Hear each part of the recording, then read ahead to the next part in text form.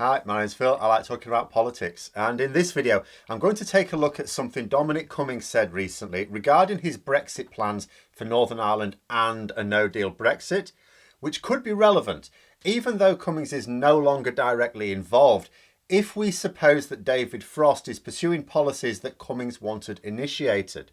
But first, if you'd like to be notified of daily news and politics, please subscribe to the channel and click the bell notification icon. So there was a bit of an exchange on social media recently between Dominic Cummings, who's the man behind the Vote Leave Brexit strategy, and David Gauke, who was a senior member of the government before Boris Johnson became Prime Minister. And it centred on how Cummings claimed Brexit, and in particular the Northern Ireland Brexit, would have gone had he been in charge throughout. Now, from that point of view alone, you could imagine that this was about absolving himself of Brexit blame by saying that other people had control of it at crucial moments. If only I'd been in charge, what to do? And I don't think you'd be wrong. After all, he's talking about how he would have played it if Boris Johnson had succeeded David Cameron instead of Theresa May. But it is worth pointing out that nothing Theresa May did was set in stone before Johnson did eventually become Prime Minister and Cummings the most powerful strategist in the government. Even the fact, that Cummings was attacking the Northern Ireland Protocol as rubbish was an odd play because it didn't even exist with Theresa May. She ruled it out, the whole concept. It came about while Cummings was in charge. He claimed during the exchange that a no-deal Brexit was what was needed and how it was Parliament's fault for scuppering it in October 2019. Only again, this is to try and rewrite history. Yes, Parliament were absolutely not going to allow a no-deal Brexit back then. Not on your Nelly.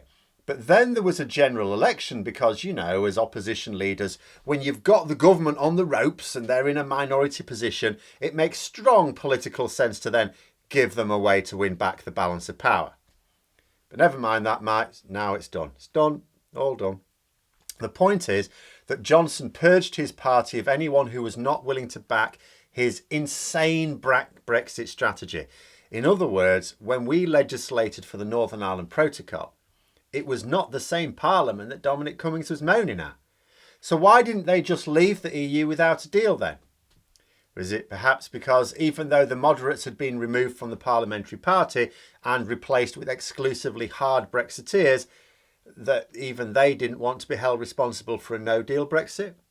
See, Cummings' logic fell apart badly on each attempt to reimagine how things could have gone had he been in charge of the strategy, for the simple reason that he was in charge of the strategy at every crucial junction.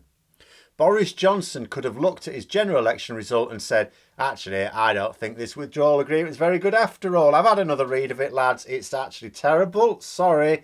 And then let the extension to Article 50 lapse without signing it, with a parliament that may have let him do that. We'd have left the EU without a deal, but wouldn't people be miffed that he'd promised them a deal? Maybe, but then why aren't they miffed now when he says he wants to dump that very deal in the bin? But why this exchange matters is not because it's just interesting to listen to the guy who, more than anyone else, is behind Brexit. It's interesting because it's his Brexit philosophy that could still be in play. Cummings said that he wanted to refuse any checks between Britain and Northern Ireland and that we would not agree any alignment on standards. So the logical legal consequence then would be there'd have to be checks between Northern Ireland and the Republic of Ireland. They wouldn't dare, said Cummings. Maybe he'd be right. So what is then the logical legal solution then? The EU cannot afford to have a gaping wound in their single market. So the logical conclusion then, and this is what Cummings was suggesting, is that the Republic of Ireland would be effectively forced out of the single market. That the border would be placed between Ireland and France, which is an absolutely monstrous plan that is a way of saying, look, we know this is all our fault. It's us that wants Brexit, no one else, but we don't want to accept any consequences. But we're actually happy that others suffer very badly for this. Isn't that the very definition of evil? Certainly malice. Not that this is the way it would have worked out. Just because that's a logical sequence of legal outcomes, this is a line of thought taken in isolation from world diplomacy, what other countries would say. The fact of the matter is that if such a situation were created, it would force the world to take sides. And the part of the world that we need on our side would not side with us on this one. There was a line in the New York Times a few years ago that's doing the rounds again at the moment, from a Jenny Russell, I think writes for the Times in this country as well, who said at the time, "We don't have the skills, the manufacturing base, the drive, or the productivity we would need to take off as an independent nation. For years, Britain's inadequacies have been compensated for by its membership in the European Union. Now they are about to become painfully apparent." The British exceptionalism that drove Brexit is a lie. Some people may still believe it. Perhaps even those who are determining international policy right now still believe in it. But it is not true. If we had done what Cummings had suggested, it would have been put to the test by now and failed by now. But anyway, Cummings doesn't decide things now. But isn't the way our unelected Brexit minister going about things mirroring his plan? David Frost is giving the impression that he wants to drop the protocol altogether. That would replicate exactly the conditions that Cummings talked about imposing in the first place. I talked last week about how the EU had paused their Brexit legal action, with one diplomat quoted as saying that they didn't want to give Frost any excuse for suspending the protocol. They believe that he is just itching to abandon the Northern Ireland Protocol and create no-deal Brexit conditions, at least as far as Northern Ireland is concerned. In amongst Gork's article, which I'll link below rather than replicate his points, which are all valid, but not my focus here, he talked about how Frost worked alongside Dominic Cummings, how he believes that Frost is Cummings' man. That's what he said. As such, with Frost in charge of the Northern Irish Protocol, it's effectively like Cummings is still presiding over matters. Either directly, because they're still in communication, who knows, or just in the sense that Frost is pushing ahead with what Cummings' plan was in the first place. If so, then you would imagine that at some point we're going to see this insanity play out. Now, I've said before, I can't see how the government can ultimately suspend the protocol because although I can imagine them thinking they can tough out the international reaction, or imagining that the international reaction would not be that severe, but the protocol is British law. It's not just international law, it's British law as well. Suspending the protocol could be challenged in a senior British court, and senior British judges could rule the government has acted unlawfully, again, in such a move, and order a remedy. In other words, put it back in place. But what if Frost and Johnson don't think that will happen? Or what if they don't actually intend to suspend the protocol at all? What if they think that continuing to threaten suspension will just win them more and more concessions until the EU finally give up on the integrity of their single market as not worth the hassle? Or that they decide that the aggro isn't worth it just to protect a single member state in the form of the Republic of Ireland? And I know that's insane thinking, because this idea that the EU would turn on its own over this has already been tested, and the EU unity has actually increased as a result of Brexit.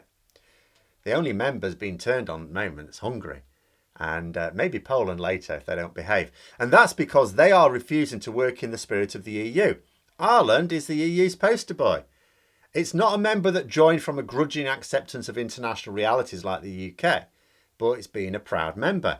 The idea that the EU would abandon Ireland even against the pressure that Brexit seeks to exert on them is laughable, because that would be to end the whole purpose of the EU. But you can also see how Johnson and Frost might imagine that they would.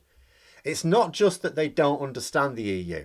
They don't understand the concept of unity or solidarity. They live their lives in the carnivorous world of the Conservatives. Dog eat dog is the only life they understand. The idea that a group of people would even put themselves in an uncomfortable position for the sake of one of their own is alien to them. They don't understand that. In the Conservatives, if you're not doing something for them, they'll just drop you. Like Boris Johnson, for example, as soon as he is not going to win them the next election, he'll be dropped. Quickly. Brutally. So despite the political, legal and economic reality of the world they actually live in, maybe their perception is that it is possible to make the Northern Ireland Protocol such a monumental hassle for the EU that they decide it's easier to impose the consequences on Ireland rather than Britain. And if that's the case, and they don't ultimately get what they want, perhaps they will trigger the nuclear option of suspending the protocol as they're backed into a corner with nowhere else to go, when those same carnivorous Tory MPs, who only backed the deal because they were told privately it was going to be ripped up in due course, demand that those promises be kept. But there we are. I suppose we're going to find out at some point when the EU decides that it has no more room for manoeuvre and has to start standing rather more firmly than they have. We'll see what Frost really is planning. Is it what Cummings is suggesting? And what will be the international reaction then? But those are my thoughts. Let me know yours in the comments below. Hope you found the video interesting. If you did, don't forget to click the like button. And if you'd like to support the channel further, please also click the Patreon link for details. And until next time, I'll see you later.